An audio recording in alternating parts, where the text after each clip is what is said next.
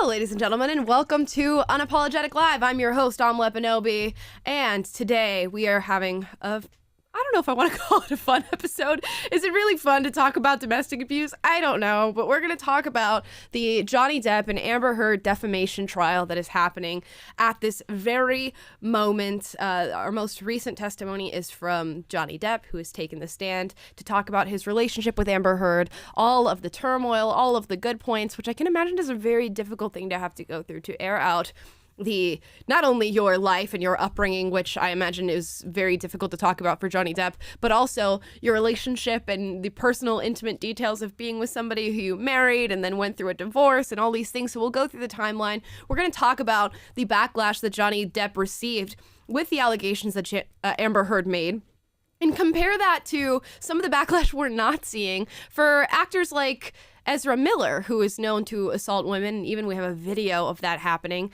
and is now recently been arrested in Hawaii again, and not seeing anywhere near as much backlash for him as we did with Johnny Depp. Plus the downfall of Netflix. Are we seeing the death of this platform? Netflix has lost 200,000 subscribers over the past few days and is projected to lose 2 million more by the month of June. So crazy stuff happening there. Elon Musk hopping into the discussion around Netflix and what's happening. Plus, we'll go through some of the woke ideology and the woke marketing and products that Netflix has been putting out recently and ask whether or not it's really worthy of having our subscription money. And we'll talk about that. Maybe I'll put down a poll below. Do you guys have Netflix? Are you subscribed any longer? Or is that something that you let go of at some point in the Netflix turmoil, which there are several points where Netflix has been in the hot seat for the things that they've put out and just the sort of woke engagement that they've had as a corporation. Now, let's talk about Johnny Depp and Amber Heard. I never thought that I'd be doing this and that this would be what the podcast is about, but it is, and here we are. So I feel like in order to get into this, we have to talk about the background. We have to lay the foundation and the timeline of this relationship, of the allegations, and of the pending court battles that are happening right now between actor Johnny Depp and actress Amber Heard. So I've got this article here from Independent. So speculatively, I guess, is what people are saying. Johnny Depp and Amber Heard met on the movie set of The Rum Diary in 2011. I feel like a goss. So anyways, Johnny met Amber. Yeah, me and Taylor were talking earlier. We're like Stefan from SNL Weekend Update. So Johnny Depp met Amber Heard on the set of The Rum Diary in 2011. So this is where their relationship was sparked, either through friendship or, going straight into the whole relationship stage. And they were very smitten with each other. Okay, so 2011 they meet. In 2014, Johnny Depp and Amber Heard get engaged. And we'll go through what Johnny Depp describes as this beautiful honeymoon phase of their relationship within the first few years of it. From 2014 to 2015, we see Johnny Depp and Amber Heard get married. Beautiful. We love a good marriage. We're going to find out it maybe was not so good. In 2016, only a year later, Amber Heard files for divorce. And alongside this divorce comes a court-ordered restraining order against Johnny Depp due to allegations that Amber Heard made against him of domestic violence. Apparently, in a dispute, Amber Heard alleged that Johnny Depp threw a cell phone at her face, striking her, creating damage, a bruise underneath her eye and on her cheek. So that was the allegation made. And apparently at some point in 2016, or in that area of their marriage, a police call was made for a domestic dispute. When the police arrived, they saw no evidence of such abuse being committed against Amber Heard, no marks, no testimony of that. Yet we saw that in the court with the proceedings for the restraining order. So this is what Amber Heard alleges. The divorce goes off, I'm going to say without a hitch, but I doubt without a hitch when it comes with these domestic abuse allegations. But I believe it was a $7 million divorce settlement. Correct me if I'm wrong, but I believe Johnny Depp paid $7 million to Amber Heard after the divorce was settled. So divorce becomes official in 2017. And things go quiet for a while. You'd think, okay, the relationship's over. We've gotten divorced. There's nothing's gonna happen after this point. Wrong.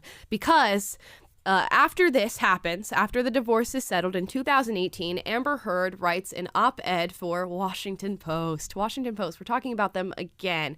We talked about Washington Post yesterday for their journalist, we say in air quotes, Taylor Lorenz doxing the woman who runs Libs of TikTok. Now we're talking about this op-ed. So Amber Heard writes an op-ed for the Washington Post saying that she is a victim of domestic violence, and coming forth and being open about that victimization actually hurt her career in some way, shape, or form. Several casting directors, I guess, reached out to her to discuss whether or not it was right for her to be a part of the movies that she was cast in because she came out as a victim of domestic abuse. I'm not sure whether or not that happened or why that would happen. That'd be a very strange thing. If I came out and said, guys, I've been a victim of a crime that somebody committed against me, and here's an op-ed about it, and here is the situation, and here's everything, and all the ways that I was victimized, and then suddenly I get a call from PragerU going, I don't know, after you were victimized by this crime, I don't know if we want to work with you anymore. Questionable. I don't know the details of that, so I am simply speculating. But this is what Amber Heard alleges in this op-ed. And after this comes out, of course, there is just an onslaught of hate directed towards Johnny Depp. She never explicitly mentions his name in the article, but it's quite clear when you read it that she's writing about Johnny Depp and this relationship that she had with him and the marriage that she had with him. So, of course, Johnny Depp isn't happy about this, but who else isn't happy about it? The general public and all the people who have deals with Johnny Depp. We see Dior drop their sponsorship of Johnny Depp and their collaboration with Johnny Depp. We see him get ousted from all the franchise movies that he's in.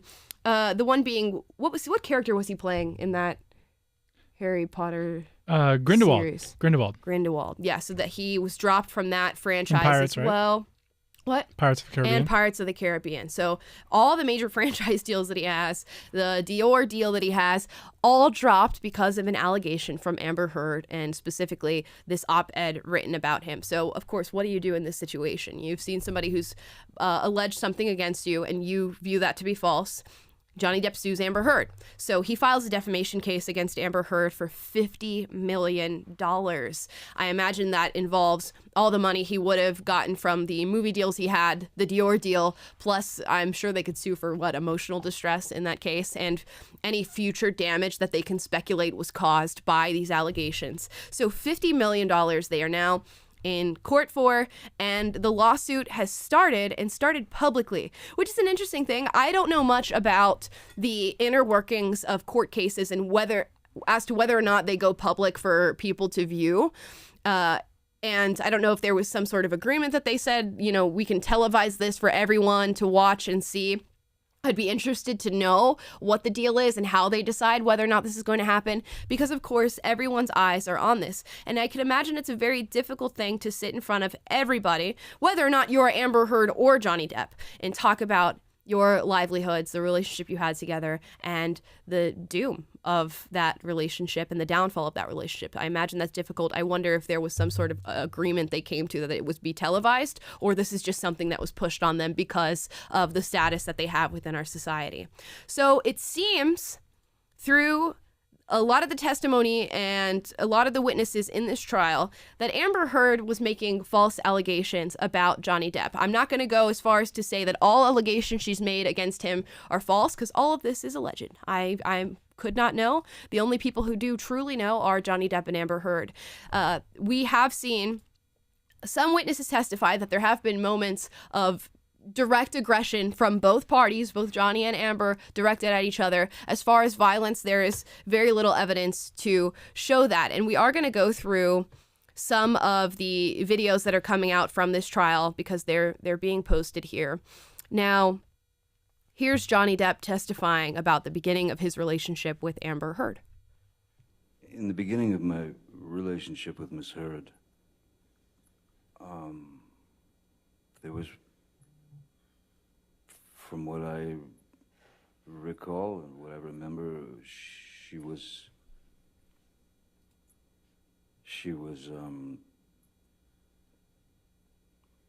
it was as if she was too good to be true. She was attentive, she was loving, She was smart, she was kind, she was funny, she was understanding, and we had many things in common. It's very sad to see this, although, you have to be honest about a couple things. Both of the people involved in this case are actors. Always bear that in mind, and very well accomplished actors. So always bear that in mind when you're watching these videos and they make you emotional or anything like that. But there is a sense of sincerity that you get here, that where I make that deduction is that you're here for a defamation trial for somebody who probably you don't look too kindly at anymore from all the things that have happened during this relationship. And to come up and say, well, no, there was a time where she was lovely and gorgeous and caring and I truly loved her and the beginning of our relationship was great, is a kind and honest thing to admit, and I think speaks to some underlying truth between their relationship. So weird talking about somebody else's relationship, but it's an interesting thing. And it happens a lot with people that they start these relationships with another person and it's beautiful and great and wonderful. And he or she is everything that you've ever wanted and you have so much in common. In fact, everything that I love, they love. And we never fight. We never bicker. It's always great. And then all of a sudden things start to change. Or you get a little twinge or a hint of something and you go, ooh, there's a little red flag, but I'm going to ignore it because look at all this other beautiful stuff and look at all this amazing stuff that they do. I'll ignore that little biting feeling in the back of my head because everything else is beautiful.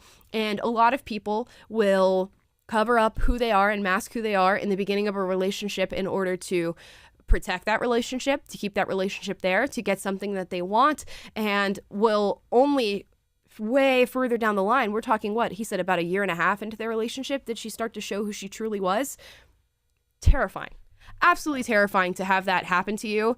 And it can be a very strategic manipulation in relationships to have somebody build that trust and that direct sense of love and often codependency on you, and then boom, rug pull them with all this horrifying abuse, and both emotional and physical abuse, and have them just sort of be shocked but still attached to that person that they thought you were. So it sounds like that is what happened here. Again, I am only speculating. Here are some other videos of coverage of this trial. Amber Heard and Johnny Depp's doctor testified today in court, and it's pretty damaging for Amber Heard's case. He was asked about and referenced text messages that Johnny Depp sent to him, in which Johnny Depp told him that he was being verbally abused all the time and couldn't take it anymore. And he described how Amber Heard was venomous and degrading towards him. The doctor then was asked about Johnny Depp being physically abusive towards Amber Heard. And the doctor said that Amber Heard had never mentioned to him that Johnny Depp was abusive, and if she had, then he would have noted it. He was then questioned about the infamous fight that Amber Heard and Johnny Depp had, in which Johnny Depp's finger was cut by a bottle that was thrown at it. He had personally flown to Australia to treat Johnny Depp for the injury. And when asked if he had noticed any signs of physical violence against Amber Heard, he said no. So it seems that the testimony from both of their doctors seems to back the fact that Johnny Depp was not the abuser in the relationship. And as you can imagine, Amber Heard wasn't too happy about it. Follow for more.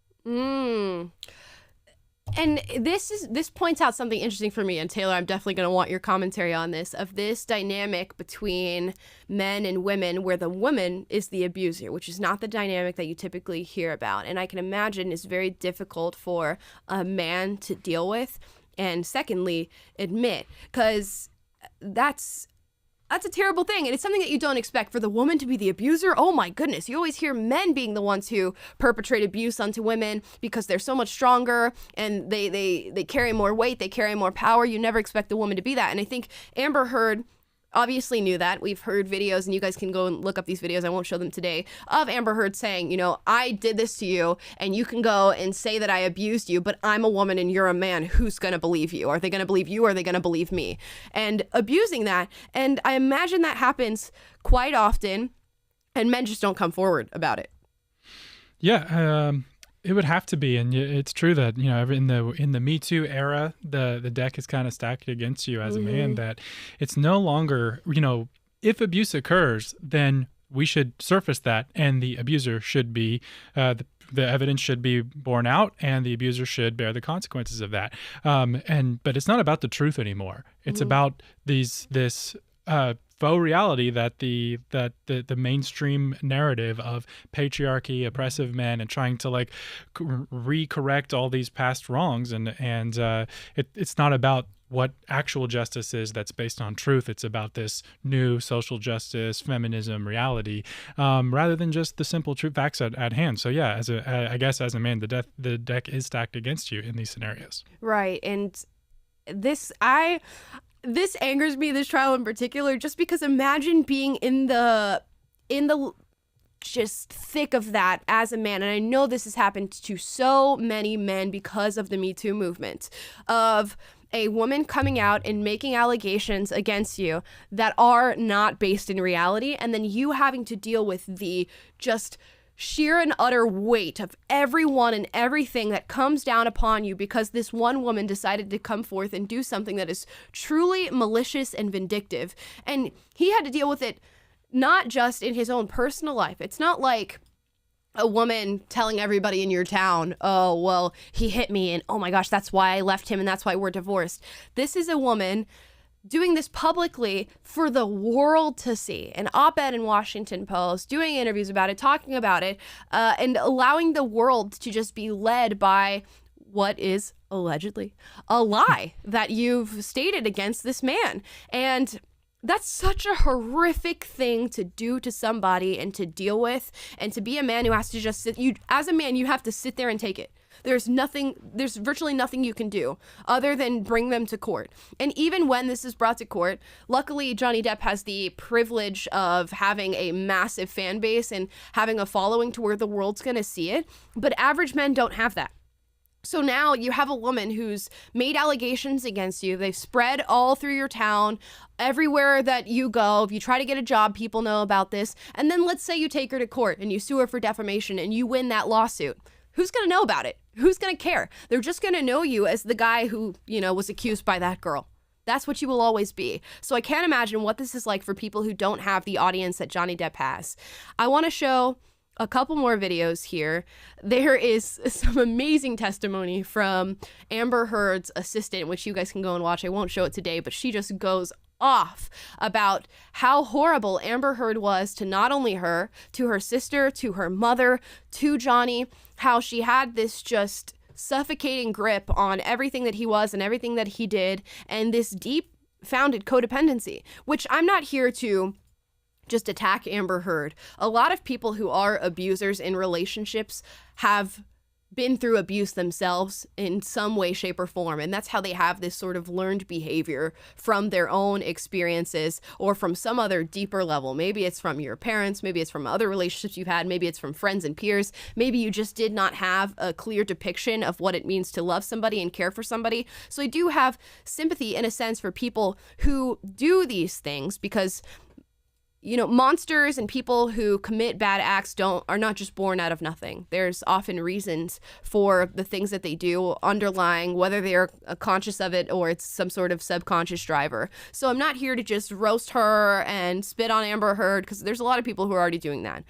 But I am here to talk about the inner workings and things that you can see and notice in relationships that are signs of future abuse so that maybe you guys don't fall for it. Or maybe you're in a relationship where that's happening now and you have not recognized it until you've heard about this case and things that have happened. Here's a video of a seemingly sort of normal dynamic in a relationship where Johnny Depp is talking about just a little thing that he noticed with Amber Heard. He starts off this video by saying when he would come home from work, he would sit down on the couch and Amber Heard would take off his boots. Oh, what a sweet, nice, caring thing to do. But here's the follow-up to that video. That she did. It's kind of routine. And I remember one night I came home from work and I think she was on the phone or something, or busy. She was doing something, and so I sat down on the couch and I took my boots off, and suddenly Miss Heard approached with this look on her face that she just said, "What did you just do? What did you do?" I said, what do you mean? "You took your boots off." I said, yeah, yes, I did. Well, you were busy, you know. No, that's my job. That's what I do. You don't do that. I do that. Okay. All right, then. And then she said, let me get you a glass of wine. And she brought me a glass of wine. So this can seem like, Taylor, I see your face. What is your initial reaction to this? Because I might have a different one. Very weird, like this weird power dynamic of like, I'm going to tell you how I'm going to serve you, but I'm going to serve you in these ways. But it's like, if you don't submit to how I'm serving you and how I want to do it, then we're going to have problems. It's like this weird form of manipulation through faux servitude. Right. Because imagine being the person going through this relationship and then being like trying to express to people how that's crazy. And they're like, dude, she takes your boots off every night and she gives you a glass of wine and you're complaining right now. Yeah, but if I take my own off, then I get in trouble. Right. And then she scowls at me and then brings me a glass of wine. So I'd be like, what's in this? Right. I sat here just thinking about it like, okay, I could see how somebody could be in a relationship like this and be like, no, it's just because she loves me. She just wants to do things for me and that's what it is. But I'm like, what could be the underlying manipulative factors of this is that coming home and taking your shoes off is a pretty normal standard thing to do, and to always have to rely on your spouse or whoever you're in a relationship with to do that for you is a very strong sign of codependency. It seems to be a sign of codependency on Amber's part in this case, because Johnny was perfectly fine with just taking his boots off on his own. But it seems like she wants to build that sense of codependency. Like, you need me here to give you your glass of wine at the end of the night and to take your shoes off. And if I'm not here, that doesn't get done. And eventually, if you hone that in enough and it becomes a regimen and it becomes just socially conditioned, sort of like this Pavlovian response to getting home every night from work, you will become dependent on that person. And it sounds like in a lot of this that Amber Heard is very starved for love and affection and lashes out when she doesn't get it in exactly the way that she wants it, which is just a sad way to live, a very sad way to live. When I look at people like Amber Heard, and you hear about just the horrible manner that they treat people in and the way that they abuse other people, the first emotion that you feel is just, oh, that's so upsetting, so disgusting, you're so frustrating. And secondary to that is just this deep pity that I feel for people like that, because you know that if that person cannot grow and change and learn to accept things and accept themselves, they're never going to feel true love. They will never know what that feels like, and they'll be deprived of that for the rest of their lives. So as angry as you can be at somebody like that, and there's anger there, certainly, I just feel bad for them at the end of the day. If you don't grow out of that behavior and out of that way of looking at the world and treating other people, you're going to be miserable. And it seems like she's miserable and just wants to make other people feel that way. And to go as far as to make a false accusation against somebody in order to bring them down, cuckoo for Cocoa Puffs. Cuckoo for Cocoa Puffs. And you can see during these trials, if you go and watch the videos, there's so much more testimony that you can go and watch. Security guards backing this up, assistants backing this up, a therapist saying, you know, I saw Johnny and Amber in tandem and I witnessed the levels of abuse and heard it from the firsthand perspective of what was going on there.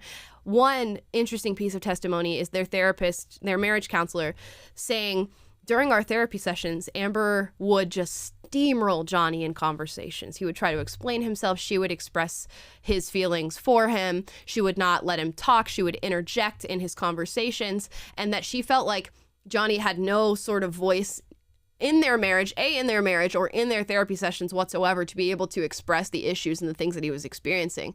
And it's got to be just a horrible thing, especially to experience as a man. I can't imagine how weak you feel as an individual to have to go through that. And it makes you wonder. I saw all this stuff and heard all this testimony, and I immediately thought of Will Smith and Jada Pinkett, because it seems like the same thing. And it's interesting because these are men that when you think about them, when you think about Will Smith and Johnny Depp, you think of just like these big powerhouse actors, entrepreneurs, businessmen, rich, successful, who have gotten rich and successful through using their voice, through communicating, and through reaching some sort of visceral emotion in other people that makes them powerful and successful, and to see them in their relationships be the exact opposite of that and have that sort of stripped from them is so strange. And I have to wonder, like, who are these women and what are they like? Not that I want to meet them, because from what I'm hearing, they sound horrible, and everything that I've seen about Jada Pinkett Smith sounds horrible. But who are these women that are able to just get in these men's lives and completely destroy them? I don't know. Have you ever met a woman like this, or like ever had an experience like that? I mean, I've witnessed people being manipulated before, and I've seen manipulative men and women. But yeah, this whole thing just reeks of just dysfunctional humans. And, you know, it's like the old saying, hurt people hurt people. Like, there's clearly some messed up trauma or just dysfunctional psychology that's going on both sides. Yep, but both sides. Especially on the side of the manipulator, at least they should be more at fault in these scenarios. But yeah, it just goes to show you that you know, the money and the fame doesn't exempt you from the dysfunction. And if you don't have good virtue, good morals, good character, good values, and you're not don't apply those in your relationship and who you end up with, you can end up in a very bad situation. It can happen to you no matter how much money you have. Right. And a lot of this, I feel like, it's got to be somewhat attached to this feminization of men and this hyper masculine female era that we're going through right now that I'm just ready to end. I hope it ends very, very soon, because I have a feeling this is going to become a trend. We're going to start seeing this pattern of just, and we kind of already are, if any of you are in the dating scene right now, of just like hyper masculine women just walking all over men. What was your tweet that you did a while ago, that like the feminist movement has turned men into subpar men and women into subpar men? Yes. Yeah. The modern day feminist movement has turned men into subpar men and women into subpar men. That is exactly what is happening. So we're all just these substandard, semi-masculine beings that are just walking around trying to build relationships with each other, and it's not working. And it's not working because it's really not natural. You have to, as a woman, in many ways, there are some naturally masculine women who just go about their day and that's how they are. And I've met plenty of women who are like that. And most of those women, when they find men that are more masculine than them. I think, honestly, I haven't thought about this enough, but I have a proclivity to believe that if you are a woman, you should just gauge your masculine tendencies, and then you need to look for a man that's more masculine than that. But right now we're in a culture where women are building up this masculinity and all these masculine traits and trying to adopt them as hard as they can and hold on to them. And then they're finding men who are less masculine than they are. And, you know, the sort of whole simp culture thing, and subjugating those guys and being like, oh, I love this. This is great. Even though deep down, women want masculine men. I know some of you are going to say you don't or whatever, and there are women who don't, but they represent outliers to what is a general rule of women wanting masculine men. I'm just saying. Say it, Amla. And you're right. It's part of this war in general on any kind of norm or any kind of ideal. Okay, an ideal man has masculine traits. You can't say that anymore. That's like not an acceptable position to have. And so the ideal has to become, okay, well, now I want a male feminist as my husband. Right. That's the ideal man. I want an e-boy. I want a Timothy Chalamet, not a, Braveheart Mel Gibson or something. Right. I mean, that's probably a bad example with some of the things that come up since, but you know what I mean? Like this, and then on the women's side too, you're supposed to be this masculine woman who is only career. It's like you don't want kids, all this stuff, and you can't just be like this nurturing feminine woman. Yeah. Those aren't the ideals anymore. And when you destroy that, then it's like, then they're like the mainstream media and the mainstream narrative is normalizing these other ideals, but they're contrary to human nature, and it just creates this giant mess. Absolutely. It really does. I feel like we are just in a giant mess right now. And by all means, everybody live the way that you want, but you can tell when we've deviated from what is natural and what is patterned and what is true, because it's just so difficult. It's so unsustainable, which is why we see these like fluctuations and craziness, and then it weans back, and then it fluctuates again, and then it weans back, because every generation loves to look at the sense of the world and go, this is not right. This is not, we need to go against this. We don't need a natural order. We need to go against it. We need to go against it. And it happens over and over and over, only to just whip it right back every single time. And then you have this new generation who constantly wants to rebel and has to learn again and again and again that it doesn't work. You can't just rebel from everything that is true in reality. And this generation will be learning that, hopefully, very, very soon. If not, we are in for a mess. Now, if you guys are watching on PragerU right now, PragerU's YouTube or Facebook, we are going to cut off the show and go just to Unapologetic, Amla Epinobi. You can find that on YouTube. You can find that on Facebook. You can find that on Getter and Rumble. So just go to Unapologetic or type in my name, Amla Epinobi, and we're going to close. We're going to do the other half of the show there. We're going to be talking about Ezra Miller. We're going to be talking about Netflix, Elon Musk, and just all of the new propaganda that Netflix is putting out on their platform. So bye to everybody on PragerU, and let's continue the show on Epinobi. Here we go. So